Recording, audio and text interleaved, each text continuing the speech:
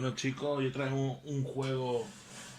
Vamos a quitarte de aquí antes. Un juego diferente a lo que se luego trae. Un juego que mezcla un poco el rol con los juegos de mesa. Estaba hablando de Espinas, ¿vale? Como anuncia en la propia caja del juego, es una experiencia narrativa, una regresión al terror. Un juego que creado por José Lomo y Cecilia Josh, ¿vale? Un juego de no solo rol, ¿vale? Que como podéis ver aquí, un juego para de 3 a 6 jugadores, para mayores de 14 años, ¿vale? Y una hora o dos, de repente lo que queréis, ¿vale? Es un juego donde es muy importante a la hora de narrar las cosas que van ocurriendo, por eso no se puede tomar eso de una forma ligera, porque al fin y al cabo influenciará mucho en lo que después el juego va a ocurrir, ¿vale? Es un juego que empezó haciendo un print and play, ¿vale? O sea, sé que se imprimía y se podía jugar. Y terminó por editarse por no solo rol. Y la verdad que es una cosa muy interesante, sobre todo una noche de tormenta y estoy oscura y eso. Y no tiene mucha complicación, un título bastante simple, pero a la vez interesante. Este es el tablero principal, ¿vale? En el juego lo que se nos dice es que es el recordatorio de una visita que hemos tenido como personajes del juego a un asilo, ¿vale? Entonces, la primera parte del juego se jugará un turno donde iremos viendo situaciones que se han ido, que hemos llevado a cabo en esa primera visita, y una segunda fase donde volveremos a visitar el asilo o lo que sea, y se nos obligará a recordar los hechos sucedidos en la anterior en nuestra anterior visita, con la cosa de que claro, de que si no recordamos perfectamente pues podemos morir, ¿vale? El juego tiene unas cartas de escenario, ¿vale? Que nos explicarán dónde cada jugador dónde se va encontrando y dónde se van encontrando los jugadores. Hay cartas grises y cartas negras para crear el primer para crear la baraja que vayamos a utilizar, ¿vale? Se tienen que coger primeramente una carta de estas, que solamente hay tres, que es por donde hemos entrado al asilo, ¿vale? Se coge al azar, se coge se cogen 6 cartas de las llamadas grises, ¿vale? Y 3 de las llamadas negras, ¿vale? Se tienen que poner siempre cartas de entrada primero, ¿vale? Después las cartas grises y por último las cartas negras, y se colocan en donde pone baraja de escenario, ¿vale? Aquí. Además, ahora mismo se olvida. Después de esa carta de escenario, ¿vale? Hay unas cartas de acontecimiento, ¿vale? Que haremos algo similar, ¿vale? Precisamente aquí cogeremos 7 cartas de la de las que son como si fueran grises, ¿vale? Y después tres cartas de las más terroríficas, ¿vale? Lo mismo, las grises o menos preocupantes estarán al principio, ¿vale? Y después las negras al final. Y la colocaremos en la zona de evento. La otra nos sirve para. Cogeremos los personajes del juego. Siempre tiene que jugar Nieves, ¿vale? Entonces Nieves tiene que tener un personaje. Todo personaje tiene una historia y un pequeña reseña de cuáles son sus habilidades. Habilidades que serán necesarias a la hora de realizar determinadas acciones. Nosotros hemos cogido a Nieves, a Luis y a Héctor. Cada juego tendrá una de ellas. Aparte en el tablero colocaremos en una esquina las cartas de regresión, que ahora mismo no utilizaremos en la primera fase del juego, ¿vale? Y las cartas de espinas, ¿vale? Que estas pueden provocar nuestras muertes. Bueno, pues el juego se sabe de la siguiente manera. El jugador que tenga nieve será el primero en empezar, ¿vale? La vuelta, la primera carta, no voy a hacer spoilers de cómo entra en el asilo, ¿vale? Es importante darle énfasis a la hora de narrar los acontecimientos, ¿vale? Y ese primer jugador lo primero que hará es, como hemos dicho, explicar un poco cómo se entra, ¿vale?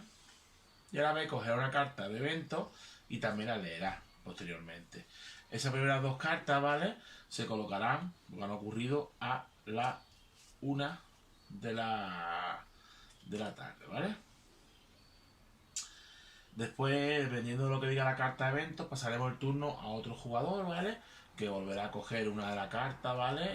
De escenario, una carta de evento, ¿vale? Y ahí la irá colocando, ¿vale? Y así iremos completando todas las horas. Una vez lleguemos a las... Vamos a completarlo todo. Como he dicho, no tiene que ser el jugador de la izquierda, sino puede ser el jugador enfrente, otro tipo de jugador, ¿vale?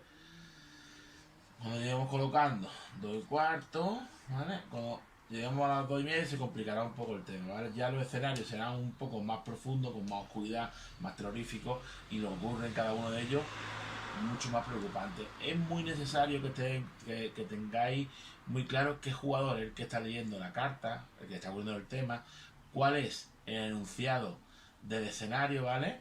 Y lo que ocurre en ese evento, que puede estar subrayado en amarillo, que son lo básico del juego, y nada más en amarillo, ¿vale? Entonces ocurrirá a partir de las 2:45, ¿vale?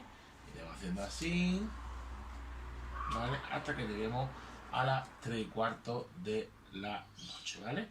En ese momento llega la segunda fase del juego. Tenéis que tener en cuenta, como he dicho, tenéis que recordar muy bien todo lo que se nos ha ido narrando, vivir la experiencia, que yo creo que es lo más divertido del juego, ¿vale?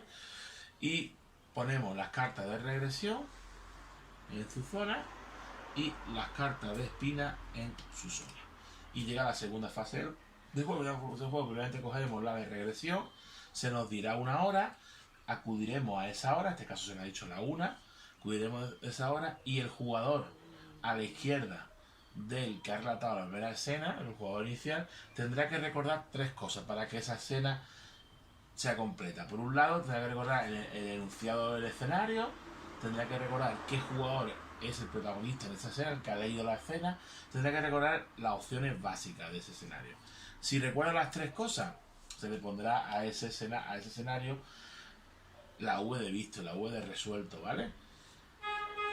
Y recibirá tantas cartas de tregua como te diga la primera carta. En vez de aquí para no resolver nada, ¿vale?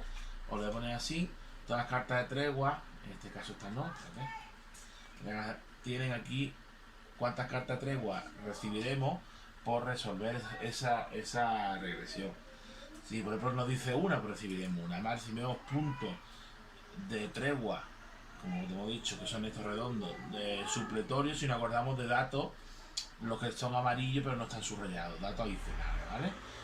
¿Qué pasa si no resolvemos la situación, si nos equivocamos? ¿Cómo sabemos si nos equivocamos? Uno de los jugadores, ¿vale? Cogerá la carta y la leerá para él y comprobará que los datos que le está diciendo el jugador del que es el turno son correctos. Solamente podrá contestar sí o no, ¿vale? El jugador, si en algún momento dice no, puede entregar una ficha de tregua y volver a plantear la respuesta, ¿vale?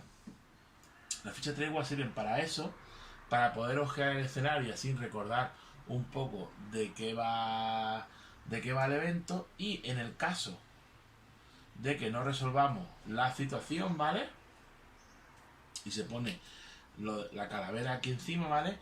Tendremos que recoger una carta de espina, ¿vale? Las cartas de espina lo que conlleva puede conllevar la muerte de uno de los personajes o cualquier efecto negativo a los jugadores. Se puede evitar alguno de esos aspectos negativos, ¿vale?